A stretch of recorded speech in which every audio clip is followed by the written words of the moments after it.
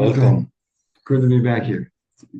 Okay, we're going to be continuing with the Shash demo. We're now going to be going into we're still in the first chapters.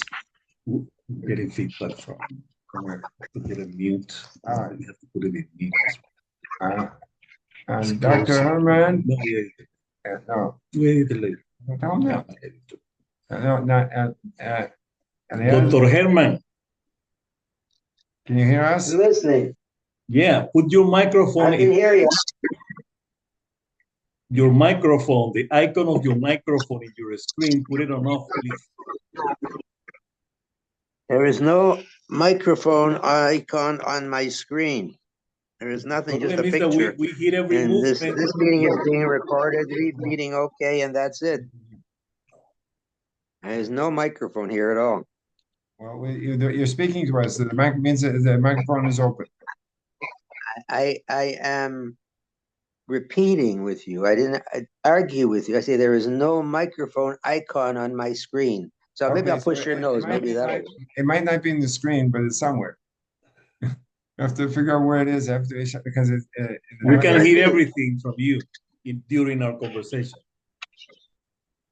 Okay, listen. We have to decide over here. Is anything happening? Is there any improvement now? What? Your choice. Is my microphone off now? No. No. You have to find the place where you shut the microphone. No. Actually, we do it over here. You can shut it off. You can be the host. But you didn't tell me. Wait a minute. Maybe this is it. Let's duplicate it. No. Is that it? No. The Participants too. Mute. That's it. That's it. Okay, now we did it. We took care of it. Okay, we can't hear you now, so if you have to hold the you hear us, but we don't hear you. Okay, so you have to save the questions to the end. The end we'll open up one of the questions. Okay. Okay. All right. Ready. So we're starting after you cut it off and start that. Okay. We're now continuing. This is class number 4 in the Hemshech of Ein Beis, which we call the Shash Dimo. Okay, so now we're running up today to the third chapter. That's why we in our sort of in review of what's going on over here is that we're getting into the understanding what is the concept of the Keter. Right? What we explained before that there are 3 different explanations of the word Keter, the crown. First one is the fact it's an expression of telling the person or a situation where a person or a revelation is not yet able to be accepted. A person wants to say something, and there's nobody, so to speak, that can understand. In the world, if there's a revelation, but there's nothing to show to receive it or to reveal it, so we're talking about the level of Keter. As we said before, between each world there's a Keter. So the Keter is a concept also of connecting between 2 different levels. And we went also into the concept of the Keter is something that not only is it something which is surrounding, but it's something which is penetrating all levels. All right. And the third, actually, the second explanation is a Keter is in physical way. So we have 3 different explanations of the word Keter. But to really understand what this concept Keter is, something which is not revealed. So the Rebbe Rashab goes into explaining and understanding what is revealed. Okay, now something which is revealed is what's called in Hebrew or pnimi. Okay, we have the concept something which is not revealed is called or makif, and something which is revealed is or pnimi. And we explained that or pnimi means that the revelation is limited to be able to reveal in a vessel which is appropriate to that revelation. Example, that we see with our eyes because the eye is a vessel to receive the light of vision. Right? As the light of the vision is a power of the soul. And the power of the soul before it came to this world, it was in the world of Gan Eden. And there the power of vision was invested in a spiritual eye. And therefore the perception of the soul in the Gan Eden is a perception of spiritual concepts.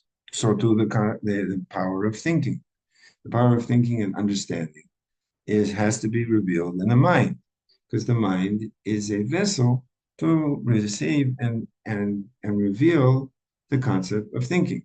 As it's known that the different kinds of material, which is different people have different kinds of minds, and they have made up a different material, and therefore they have different levels of understanding. Right? As the Rebbe Malach HaMashiach explains also that when a person thinks, actually it makes certain changes in the mind. And the fact that the mind changes makes the mind appropriate to receive even deeper ideas. As it says, we know that the Chachamim explained that if you will review and you will learn the Torah which you have, you'll have the source to be able to receive something newer. So in a physical way, that's the same way it works with a person. That a person who has used his mind to understand concepts and it became part of his regular thinking. So then his mind becomes more developed and more sensitive to even higher ideas. Okay, and so now the one of the reasons why that we get into this concept of light which is limited, because it has an advantage over light which is unlimited. What's the advantage? The advantage is that one thing can rule over another thing. In other words, the mind, its nature, rules over the heart. And we explained that it doesn't mean the fact that it rules over the heart like a policeman. That's not considered ruling over a heart. That's called stopping the heart from doing maybe what he doesn't want. But we know that in Hebrew there is a difference between what's called memshala or menucha.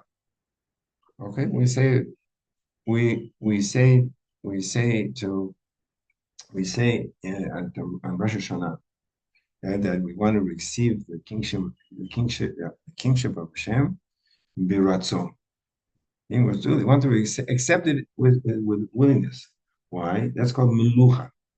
But there, anyways, the king, Hashem is the king, and that's called memshala. So that if something is forced, it's called memshala. If something is because of the person wants it, so it's called melucha. So therefore, the mind is an ability to influence the heart, that the heart should want to go in the direction that the mind knows that that's where it should be. And this is one of the projects of in my opinion, projects of learning this long hemshech of called hemshech Ein Beis. That we'll see in the second book that he goes into the details of exactly how a person should think during davening to wake up his animal soul, that he should want to come close to Hashem. And he goes through all the details exactly in each part of the davening, what to do. Okay, but this is because that we're dealing with the mind which has light, which is limited and can influence the heart. As we want to explain that also the fact that a person is an artist is not because he's got a special power in his hand, even though he has to have some power in his hand of artistic, but the real artistic power is in his mind. So the artists are people that generally they break the assumptions and the approach of other people. They have in the minds which are free thinking, so to speak, and therefore they're artists. So it's becoming from their mind. How does the mind come to the hand? So he explains that there's a difference when not something is a vessel to be, it reveals the thing. The mind, it reveals thoughts. when the mind sends a message to the hand, it's not the essence of the thinking that's going over there. It's called he'ara. It's he'ara is difficult to translate in English, but it means, so to speak, it sends a message. The mind sends a message to the hand that that's what you should do. The hand doesn't have to understand. It has to just know as to what the message is. And also an example is that is a robot, right? A robot has a computer or Program. program. No? And therefore the hands of the robot move according to what the program is programmed. So, but it doesn't mean that there's a revelation of the program in the hands. It's just two separate things. But one is invested in the other one. So the mind invests, it can be ruled over the heart by the or pnimi, by using its intellect and find actually what part of the intellect is being used to rule over the heart. And the heart always in continuation rules over the rest of the body. So too that the heart and the mind, they work together to be able to function, to make the person function in the way that he should function. And this is really, we're going to get into this kind of concepts, you know, how to connect it to and how to utilize this potential. Okay. What comes next now? That's where I sort of review what we said yesterday. Okay, so today we're going to go into a little more deeper into this concept of how you put the light into the vessels. Okay, so it's not like this. So you have to they say put on your seatbelt and relax for today. We're going to go a little bit deeper. Okay, so like this.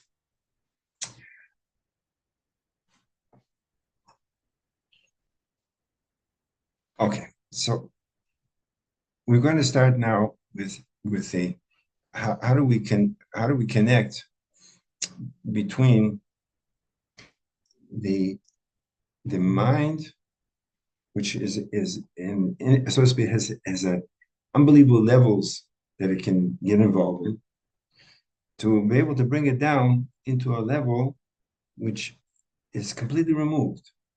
In other words, to go between the mind and the heart, we have two different kinds of lines of thinking. Okay, so to be able to get into what the connection is. So we're going to I'll give a different example, and then we'll use the example to go back. Question over here is, how is it that the person has a soul, and the soul is a spiritual entity, and it has a body which is a physical entity?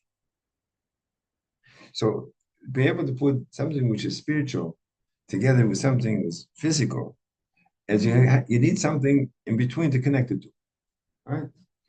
As we see in the world, you want to go between high voltage to the voltage in your house. So you need something in between. Transform.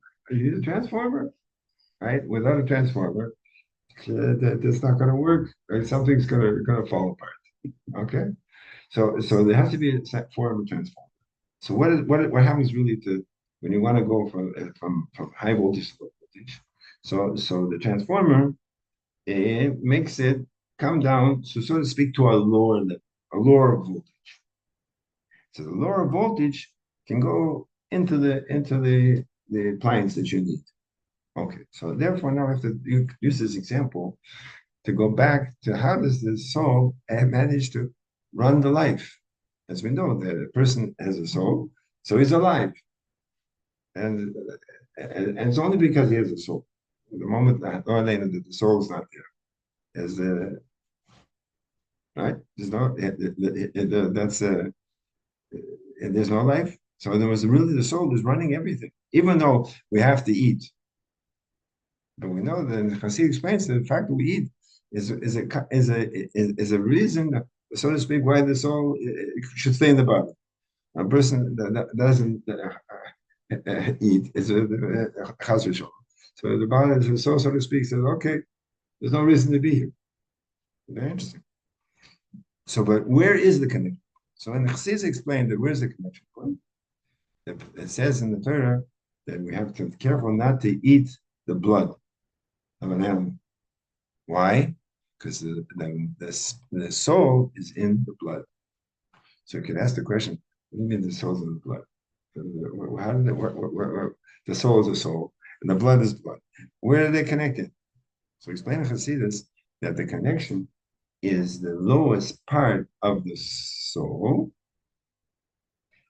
is the power of heat, warmth, right? If you tell a person, sometimes they do, oh, he's such a warm person. What do you mean warm person? Because he irradiates. So there's also there's a radiation of the soul that gets connected into the blood.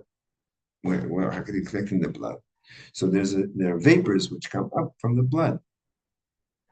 And from the blood, the vapors of the blood, so it connects in to the heat of the soul. So that is where the condenser, Yes, I condenser, right? condenser is right there. And so therefore the Torah says that you can't eat that place, because that's where the soul is. That's where the soul, that's where it's connected in. You're not allowed to eat that. Okay. So what do we call this? We call this that's the physicality that's in the lowest level of the spirituality, hooks in to this, the spirituality, which is the highest level of the physicality. That's where the hook is. Okay? Okay, so now in this example, now I have to go in and to explain now how that there are very high levels of the soul. And there are levels of the soul which they come down and they become limited. Okay? So the question over here is, what happens? What is the order? How does it work? Okay. So basically, we have over here, it runs through three different levels. The first level is the level of the soul. As the soul, all the powers which will be revealed from the soul are united with the soul. And they're united in such a way that they don't have a separate existence. They have a potential. In the terms of the words, it's difficult to translate it, but it's called Ayuli Atzmi. It's so to speak that there is a high potential that something should come out from this point into revelation. Another like this, we want to go from the fact that we want to be able to think. Okay, so be able to think. We have to have the thought power should come into the brain. So there has to be a connection between the two of them. Okay. Now, where did the thought power come from? The thought power comes from the soul. And the soul has the thought power that before it becomes revealed, so to speak, it's included there in terms of the infinite powers of the soul, but it's not revealed. And where did it come from to be included? It came from the higher level of the soul, where everything is in potential. Okay, so to speak, to be able to come to the soul, the thinking power should be able to come into the mind. So it has to be a process of symptom of the soul being hiding the info powers it has, and to be able to reveal the limited powers that it has, which is very much in the same way that in the world, as Hashem is creating the world, the same thing, the same order. The things Misho the able to reveal have to go through Simson, being limited, so that something else could be revealed. Okay. Same thing as when a person wants to teach somebody else. So he's busy what he wants, what he's thinking about, and then he has to stop and start thinking about what the other person could understand. Then he has to figure out how to say it, and then he has to speak. So to be able to go from one level to another level, there has to be a series of simsumim. Okay, and so to speak, that this is the connection of the like we said before, the spiritual, the lowest level of the spiritual has to become the highest level of the physical. It's the same thing over here. that, so to speak, that the mind should be able to grasp what the soul is thinking. The soul, so to speak, has to think in the lowest level so that it should be able to connect in with the highest level of the thinking. Okay, so we have the combination of the two of them together. Okay, so now, okay.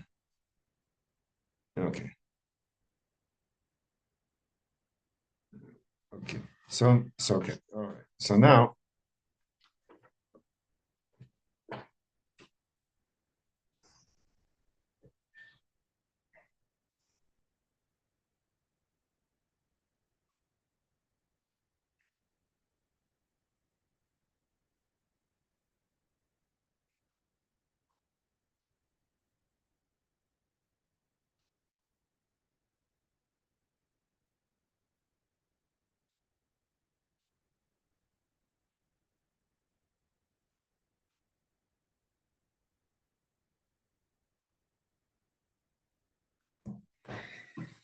okay, I think that's where we're going. The shorts here today, and To close, for close off on yeah. You mentioned questions. Oh, yeah. The next time. Okay, so let's open up now. Let's open up now and see participants. Okay. Unmute. it's on unmute. Ask to unmute. So we have to ask Eliezer to mute it. No, it should be. No, there it's unmuted. It's unmuted. No, it's unmuted. Okay. Yeah, you see, it's I don't have anything. I don't have Yeah, anything to say. now we can hear you.